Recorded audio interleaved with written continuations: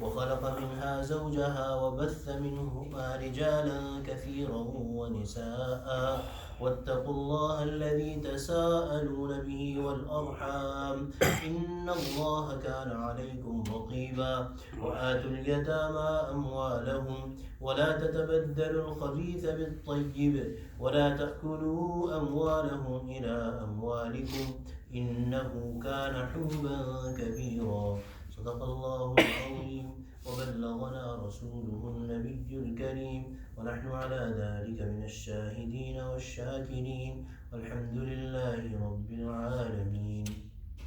So yesterday we started Surah Nisa, and the surah has begun with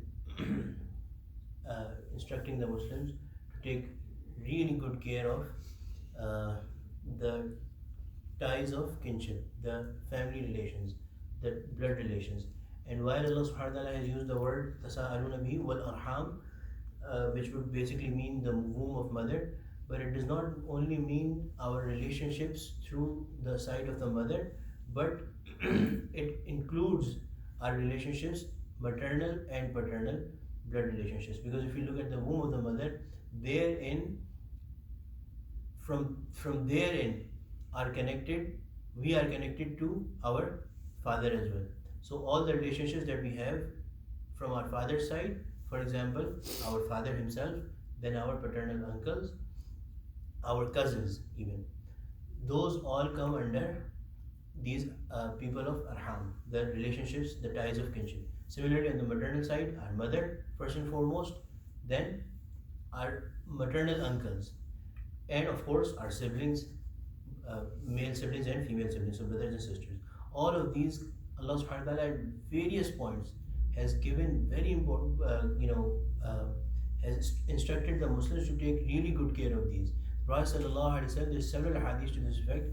Prophet sallallahu alaihi wasallam has said that if somebody wishes that their rizq, their provision in this world, their sustenance in this world is increased, and they live a longer life, their life is prolonged, they should connect the ties of kinship, these relationships, they should take good care of these relationships. Prophet ﷺ has said, "Sil man qata'aka." Even if they run away from you, even if they break their ties, from your end, you should try to connect these ties. Similarly, there's a famous hadith of Abdullah ibn Salam radiallahu anh, that he said that the Prophet ﷺ, when he had recently come to Medina, the first words that entered my ear from the Prophet ﷺ was, "Ya ayyuhan nas afshu salam." O people, propagate salam, make salam a common thing among you. Wa at'imu ta'am, and give each other to eat for the face of Allah subhanahu wa ta'ala, solely for the sake of Allah subhanahu wa ta'ala. Wasilul arham, and also connect these ties of kinship. And sallu bil layl wan nas yanam, when the people are sleeping, run towards salah. So gain precedence over other people, especially at the times when people are generally sleeping. Tadkhulul jannah bis salam, and you'll enter Jannah. The Prophet ﷺ is taking guarantee that you'll enter, if you do these kind of things, you'll enter Jannah peacefully, comfortably. Tadkhulul jannah bis salam. So anyway, and on the other hand, the Prophet ﷺ has said that la yadkhulul jannata qati'un. You heard of this hadith that somebody who breaks these ties, the Prophet ﷺ has said that they will not be able to enter Jannah. May Allah subhanahu wa ta'ala protect us from being that kind of a person. The second ayah is kind of under this subject, وَآتُوا الْيَتَامَى أَمْوَالَهُمْ. It's a famous ayah of the Quran where Allah subhanahu wa ta'ala says that give the orphans their property. وَآتُوا الْيَتَامَى أَمْوَالَهُم. So first of all, yatim is somebody whose father is dead and they are not baligh, they are not mature. So they are technically, the Sharia defines a baligh as somebody who has developed that specific characteristic, sexual characteristic, they have started to discharge sexual material, or they cross the age of 15 years. So anybody who's below this age of maturity or bulugh and their father has died, they are called a yatim. If somebody's father has died and they enter into adulthood, in terms of Sharia, they will no longer be called a yatim. So this ayah talks about وَآتُوا الْيَتَامَى أَمْوَالَهُمْ. It talks about young children whose fathers have died. And this happened to many families in the time of Uhud. So do not hold their property with you. What does that mean? If a child is young, and this will come in the surah in 5th ayat, that if a child is of such an age that they are not able to properly take care of their wealth, then hold their wealth with you, but with great honesty and care, and depute it over to them when they are of age, when they become sensible enough to take care of their needs. وَلَا تَتَبَدَّلُوا الْخَبِيثَ بِالطَّيِّبِ. And not only that you do not use their or consume their wealth, but the other way that dishonesty could be practiced in that regard is that, for example, a yatim child, an orphan child, has a goat, and you also have a goat.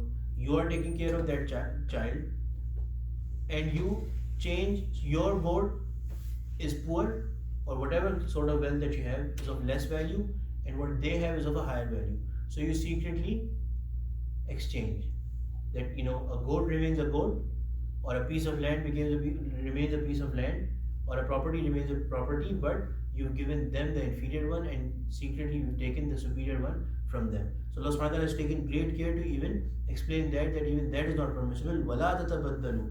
Do not substitute al-khabitha bit-tayyib, what is bad for what is good. وَلَا تَأْكُلُوا أَمْوَالَهُمْ إِلَىٰ أَمْوَالِكُمْ. The third type is that somebody takes care of these two things, but what they do is that they have combined the wealth of the yatim and their own wealth together, and now they are using it and they are spending in a good way, even in a good sense, over the yatim kid as well. Even then, the recommendation is that the account of yatim, or whatever are the assets of yatim, should be kept separate, and over that yatim it should be spent from his wealth, and from your own wealth you spend on your own self. If even the wealths are combined, a strict account has to be maintained. A strict account has to be maintained so that there is no unjust mixing of wealth, and their wealth is not used upon over the caretaker. إِنَّهُ كَانَ حُوبًا كَبِيرًا. If you do any of these things, it is a major, it's a great sin. Allah subhanahu wa ta'ala is declaring it. This was about this ayah, second ayah was about general yatama in general. Then the next ayah, the third ayah, will talk about specifically girls, orphan girls, and how should the caretakers deal with those girls. Inshallah, we'll do it tomorrow. Alhamdulillah Rabbil Alameen. Salatu wassalamu ala sayyidil mursaleen. ربنا ظلمنا أنفسنا وإن لم تغفر لنا وترحمنا لنكونن من الخاسرين. وبفضلك وارحمنا وأنت خير الراحمين.